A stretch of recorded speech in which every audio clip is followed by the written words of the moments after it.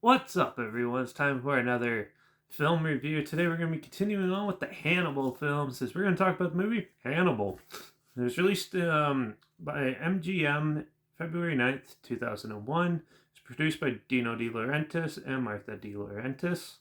Written by David Mamet and Steven Zillan, and produced and directed by Ridley Scott. Now, Ridley Scott, he's the guy who's behind Alien, if you didn't know, and also did like the prequel Prometheus. He's also done like Blade Runner and House of Gucci and a whole pile of other ones. He's quite the filmmaker and has quite the diverse film catalog, I guess you could say. So, filmography. Yeah. So, Hannibal. Hannibal is the sequel to The Silence of the Lambs. So, technically in this film, there's like 5 of them, I think. There's some people count Manhunter from the 80s, which I'll probably review that later. And then it goes Silence of the Lambs, Hannibal. There's also Red Dragon, which is a prequel, and also Hannibal Rising. So yeah, but yeah. So far I've reviewed Silence of the Lambs. So today we're gonna talk about Hannibal. Don't mind my cat's tail showing up, but yeah. Anyways, so Hannibal. Well, uh, yeah. Hannibal the Cannibal is appears in Italy after some time, after he's escaped from prison and stuff like that, in Silence of the Lambs. So he shows up and then piques the interest of another doctor played by Gary Oldman, who is horribly disfigured because Hannibal tried to kill him, but the guy survived. He's just horribly disfigured. So he tries to come up with a revenge plot to kill Hannibal Lecter. And so, but he realizes he needs help trying to find it, or might be the other way around actually. Hannibal might need help too. So they enlist the help of Clarice Starling, and yeah, and then there's obviously a cop trying to find them and everything like that. So there's this big cat and mouse game with them through Italy, and also the guy that he tried to kill that survived, who wants him dead as well, and get revenge. So as the story progresses and gets more and more dark and twisted, yeah, you don't really know who's worse, Hannibal or the guy that he tried to kill. And in the end, there's the conflicts in this film is really well fleshed out. I love the characters in it. This figured Gary Oldman looked really well. The acting's really good in this. I just think the story is your typical like somewhat revenge plot of it, but and some other interesting stuff spiced in there. But it could have been fleshed out a little bit better, I thought.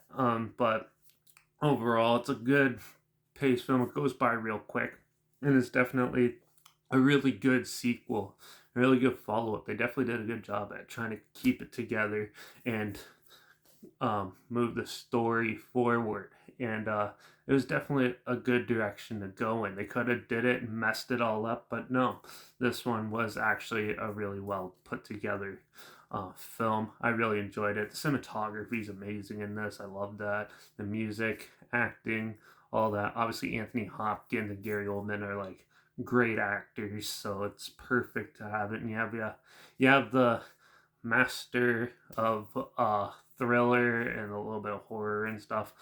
Ridley Scott behind it. He's kind of gone into other directions recently, but he definitely knew what he was working with and knew how to handle the material and did a great job at trying to make the story come in a dark light and be a good uh, concessor? No, a good companion to The Silence of the Lambs, even though it was made like almost 10 years later. But I did like that because in the story, Hannibal appears 10 years later, which coincides with the time period and stuff. So it's good. I like little things like that when the films do that. But yeah, oh, I thought it was really good. Besides, like, I thought the story itself could probably be fleshed out a tiny bit, maybe a little bit better. The rest of it was perfect and really well done. It keeps you on the edge of your seat, especially since I haven't watched this for like 10 years. So I kind of forgot most about it. So it's good revisiting it. It's no, like, there's some really I like a lot of like the death scenes. It's very like minimal of it, but for all the tension and when they happen, they're very impactful, which I love. It's like in Red Dragon where the one guy is put in a wheelchair and he's lit on fire and pushed down the street right when you least expect it.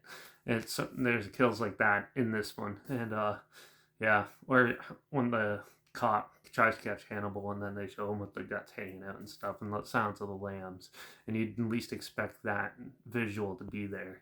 It's good. It has dark tones and it's good. I don't classify these movies as horror films. They're more horror, like thrillers with some horror elements mixed in with it, but they're still really well done. So Hannibal is really good, but since I didn't think the story was great, I'm not going to give it a perfect story. I'm going to give it a 4.5 out of 5, but still, it is a really good follow-up sequel to Silence of the Lambs, and if you haven't seen it, definitely check it out. It's definitely, those two are prime on how to properly do uh, a follow up, how to do a good make a film great, and how to follow it up with a film that's almost equally as great. So, yeah, definitely check it out if you haven't seen it. There's a share link down below, like always. Also, link down below is my Instagram. That's where I always post clips of films I'm going to review in the future on my story. There's either film title hashtag, subgenre film and a hashtag, so you're aware of it. Also, down below is my Letterbox at DP Reviews. That's where I post my first star rating after watching the films. Follow me on one of those two platforms to stay in the loop with this channel. Like this video, share it so more people are aware of it. Comment your opinions on the film down below, and let me know if I should do the rest of the Hannibal movies as well. If you want to hear my opinions on those, let me know down below. Also, if you have any other films or film franchises in any genre that you want to hear my opinions on in the future, comment those down below too. I'll try my hardest to get to them as soon as I can, and if I can find them. Also, make sure you subscribe, because hopefully you find something weird, scary, and odd that you probably never thought of checking out together, or so you hear my opinions on popular films that come out at the time, classic films, somewhat like this, and reviews on other things as well.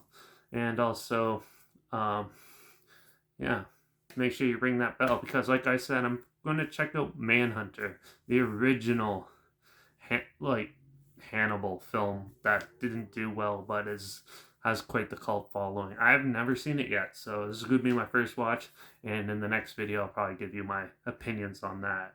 So yeah, make sure you ring that bell to tune in for that, and watch out for all those psycho weirdos who want to get revenge on the serial killers for disfiguring them. And I guess I'll see you all in the next one. So until then, cheers.